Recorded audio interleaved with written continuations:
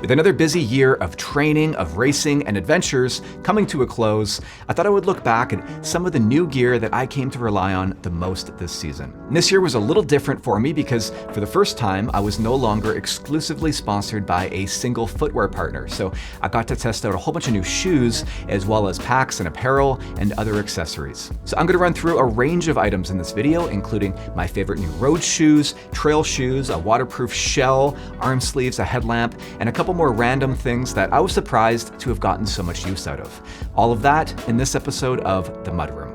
Now, I believe that all of this gear was new for 2025, but either way, it's all new to me. And while this video isn't sponsored by any of these brands directly, I was seeded most of this product, meaning that they sent it to me in the hopes that I would like it and I would talk about it at some point in a video. And I did partner with a couple of these brands on sponsored film projects that I'll mention throughout. So my bias towards them may even be unconscious. Just keep that in mind as you watch the video. And as always, I'll provide links to all of these products in the description below. They won't cost you anything more, but it does help out the channel. And you can see links to some of this new merch below as well, or in my online store at jeffpeltier.com.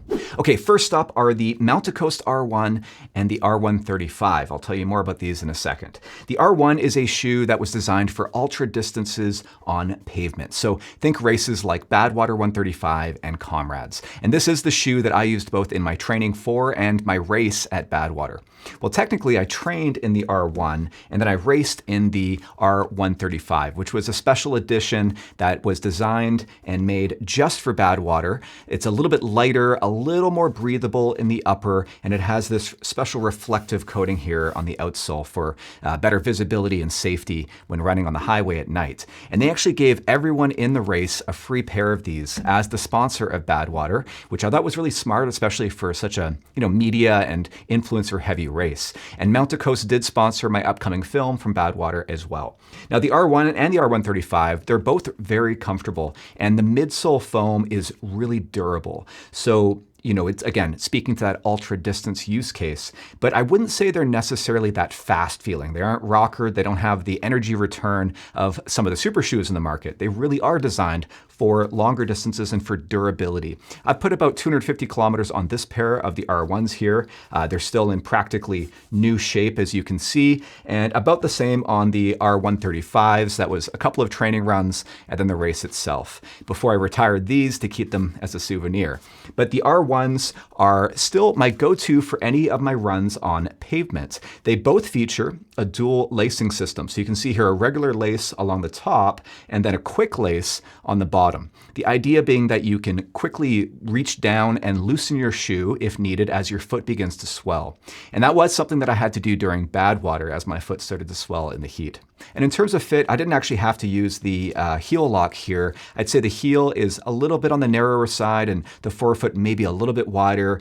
The closest thing I could compare it to would maybe be the S-Lab Genesis in terms of fit. And I really like the sort of minimalist design and aesthetic as well. Now on the trail side, I've been loving the normal Churag 2. I had tried the first version on a demo run, I think it was last year in Colorado, and right away I could tell that this was a shoe I was gonna love because they fit my foot so well. They had really good ground feel and were very similar to some of the older S-Lab Sense shoes. But the updated version here, it's a little higher stack. It's got more midsole foam, so not quite as minimal, but probably more appropriate for longer distances as a result. I think I could probably get away with using these for a 100 miler, the version 2, which I couldn't have done with the original ones. Now, in terms of fit though, they are, as I said, on the narrow side, which again is great for me, very similar to the S-Lab line from Salomon, which should be no surprise because these shoes were designed for and by Kilian Jornet, similar to the original S-Labs. In fact, my impression is that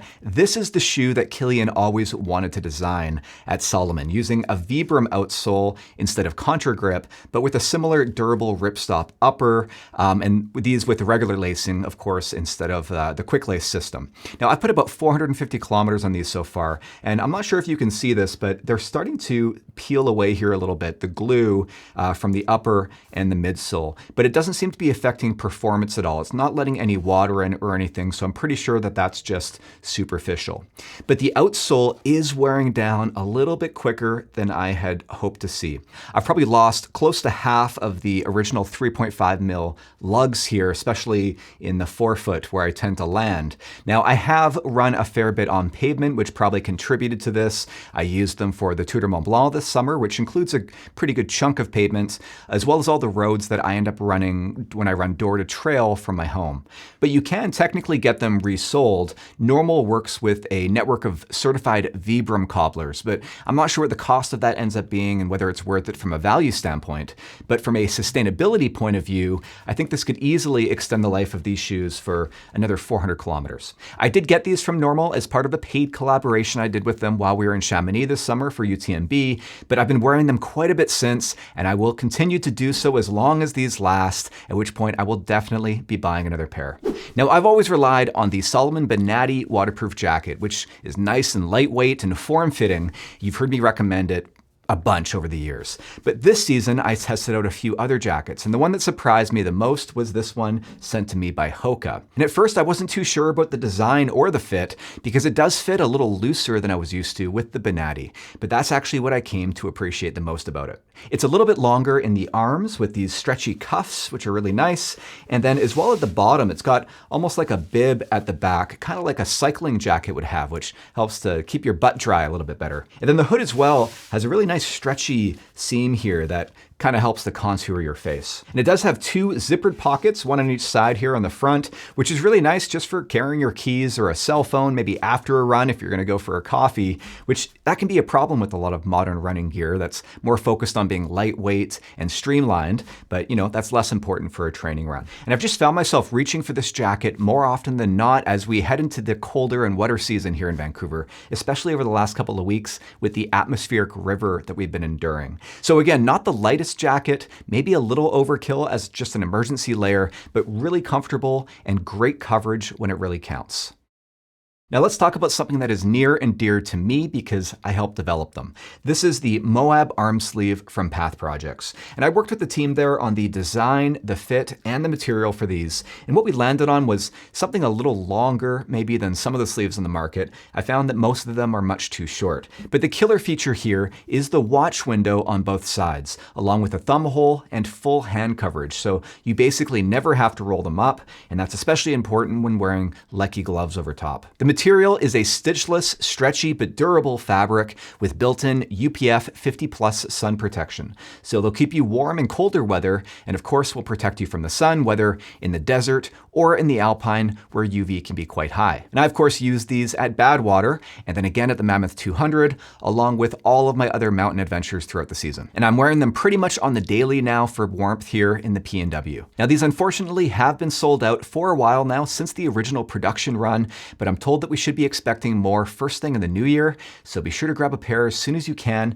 I'll definitely be grabbing a few more pairs myself. Now, Phoenix you probably know as my preferred brand of headlamps if you've been following me for any amount of time. They did sponsor two of my projects this season, my films from the Badwater 135 and the Mammoth 200. And the reason that I like Phoenix and I like to recommend them so much is because their headlamps are both very durable and I think just really good value compared to some competitors on the market. And I typically use and recommend the HM65RT or the DT, which is the version with the warm light for all of my night runs, my overnight runs. Those are very high powered, long lasting. But for my shorter runs this season, I found myself reaching for this. This is the HL18RT. This is the newer version 2, completely redesigned, which has both a white and a warm light, as well as a red light mode. It's up to 800 lumens on turbo mode and up to 350 lumens on high. Now, both of those modes will step down once temperature protection kicks in, as all headlamps do. The turbo mode down to just over 400 lumens, which can be sustained for close to 3 hours, and the high mode to just under 200 lumens, which is sustainable for up to 6 hours. Now, I plan on making a video one of these days on how and why this happens with all headlamps, why they step down like that after a certain period of time. But something else that I love about Phoenix is that they publish all of this information in a graph for all of their headlamps right on the website and on the box of each headlamp, which most other manufacturers don't do. But I think that 200 to 400 lumens of sustained light, it's perfect for those 1 to 2 hour evening runs where the larger and longer lasting models like the HM65RT are maybe overkill and a little too heavy. This one weighs just over 100 grams or 3.6 ounces, and it has a two-way BOA system here on the strap, so you can ratchet it tighter or looser for the perfect fit. I'll sometimes just tighten it a little bit for the downhills to minimize bouncing, and then I'll loosen it slightly again for comfort on the flats. Now this one does have a rechargeable proprietary lithium battery, unlike the HM65RT, but that's also one of the things that makes it so much smaller and lighter. And I really prefer to have 2 or even 3 different models of headlamps that are designed perfectly for different purposes instead of trying to find one headlamp that can do it all. And at about $55 US, I think it's easy to rationalize adding this one to your quiver. Now, I won't spend too much time on this one because I did already publish a dedicated review about the Jonji Revi 18 liter.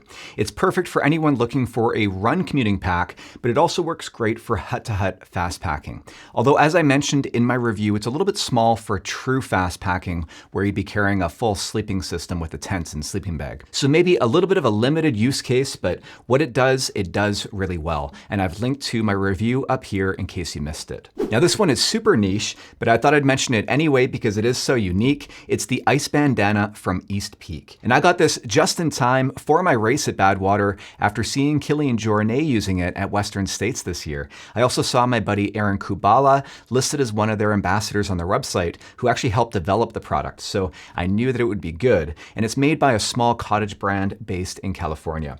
Now, looking at this for the first time, you might think it's a little bit over-engineered for a problem that can be solved just with a regular cheap bandana folded over with some ice in it.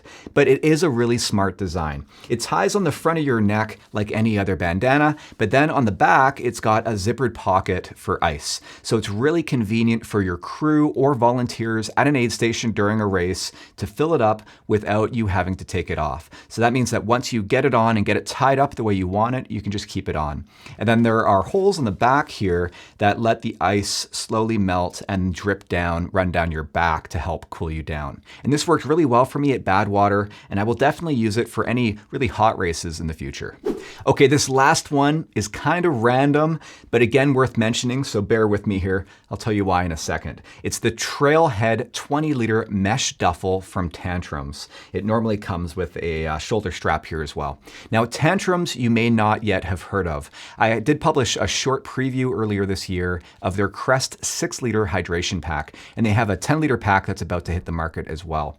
And while I did enjoy that pack that they'd sent me out to test out, it was actually this duffel that they sent along with it that I ended up using the most throughout the season. It's just a really great bag to bring traveling and to throw inside of a larger pack because it's so small and it weighs practically nothing. But it's just such a practical thing to have when you do need some way to carry maybe some wet clothes or any bulkier items like recovery tools, like a stick and a foam roller, things like that with you. It was really great to have, for example, at the Mammoth 200, we actually had 2 of them so that we could easily see what was inside. Now, it's not the cheapest duffel bag on the market, but we've just found so many uses for it, and I'm sure we will continue to use this for years to come. So tell me in the comments what new products you ended up getting the most use out of this season, especially if it was somewhat of a surprise to you. I'll be publishing another video soon where I talk about a few of the new running vests in the 5 to 6 liter range that I tested out this season as well, so stay tuned for that.